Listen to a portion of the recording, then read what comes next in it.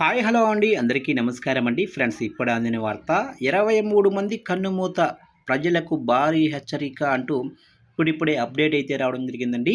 అయితే ఇందుకు సంబంధించిన పూర్తి వివరాలైతే మన వీడియోలో తెలుసుకుందామండి. అసలుకి ఏం జరిగింది ఏంటి అనేది క్లారిటీగా తెలుసుకుందామండి. వీడియో మాత్రం పూర్తి వరకు చూడండి ఫ్రెండ్స్, అప్పుడే మనకి పూర్తి సమాచారం అయితే తెలుస్తుంది. లేట్ చేయకుండా టాపిక్లోకి వెళ్ళిపోదాము. ఇక తెలంగాణలో ప్రస్తుతం విభిన్న వాతావరణ పరిస్థితులు నెలకొంటున్నాయి. ఒకవైపు భానుడు నిప్పులు చెలరేగుతుంటే మరోవైపు అకాల వర్షాలు రైతాంగాన్ని కోలుకోలేని దెబ్బతీస్తున్నాయి. రాష్ట్ర వ్యాప్తంగా బుధవారం ఒకరోజే ఎండ తీవ్రతను తట్టుకోలేక వడదెబ్బకు గురయ్యి 23 మంది ప్రాణాలు కోల్పోయారు. ఉమ్మడి వరంగల్ జిల్లాలో ఏకంగా 9 మంది వడదెబ్బకు బలయ్యారు. అలాగే ఉమ్మడి ఖమ్మం జిల్లాలో కూడా 8 మంది, ఉమ్మడి కరీంనగర్ జిల్లాలో 3, ఉమ్మడి నల్గొండ జిల్లాలో 1, మంచిర్యాలలో 1 ప్రాణాలు కోల్పోయారు. ఇక ఆరుగాలం శ్రమించి పండించిన ధాన్యాన్ని అమ్ముకోవడానికి కొనుగోలు కేంద్రానికి తెచ్చిన సిద్దిపేట జిల్లాకు చెందిన రైతు కృష్ణారెడ్డి ధాన్యం కుప్పల వద్ద కాపలా ఉంటూ వడదెబ్బకు గురయ్యారు. 5 రోజుల పాటు మృత్యువుతో పోరాడి బుధవారం మరణించారు.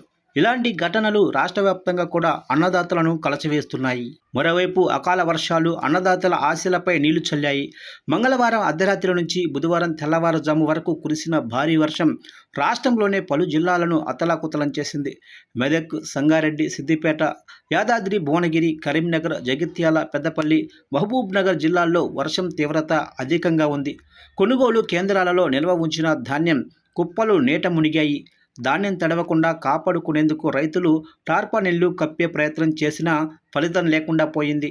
చాలా కేంద్రాలలో తగినన్ని టార్పాలిన్లు లేకపోవటం, మరికొన్ని కేంద్రాలు లోతట్టు ప్రాంతాల్లో ఏర్పాటు చేయటం వల్ల వరద నీరు నేరుగా ధాన్యం సంచుల్లోకి చేరింది. దీంతో ధాన్యం రంగు మారిపోవటం, మొలకలు రావటం వంటి సమస్యలతో రైతులు తీవ్ర నష్టాన్ని చూడాల్సి వచ్చింది. ఇక వాతావరణ పరిస్థితులపై వాతావరణ శాఖ జారీ చేసిన హెచ్చరికలు మరింత ఆందోళన కలిగిస్తున్నాయి. వర్షాల కారణంగా గత 2 రోజులుగా ఎండల నుంచి కొంత ఉపశమనం లభించినప్పటికీ నేటి నుంచి పరిస్థితి మళ్ళీ మొదటికి రానుంది. రాష్ట్రంలో పవర్ఫుల్ హీట్ వేవ్ ప్రారంభం కాబోతున్నాయి. గత వారం నమోదైన 45 నుంచి 47 డిగ్రీల గరిష్ట ఉష్ణోగ్రతలు మే 31 వరకు కొనసాగే అవకాశమైతే ఉందని వాతావరణ శాఖ నిపుణులు హెచ్చరిస్తున్నారు. అంటే మరో 4 రోజుల పాటు తెలంగాణ నిప్పుల కొలిమిలా మారనుంది. రాబోయే 4 రోజులు వడగాలుపుల దృష్ట్యా సామాన్య ప్రజలు మధ్యాహ్నం 12 గంటల నుంచి సాయంత్రం 4 గంటల వరకు బయటకు రాకూడదని, వడదెబ్బ తగలకుండా తగిన జాగ్రత్తలు తీసుకోవాలని వైద్య నిపుణులు సూచిస్తున్నారు.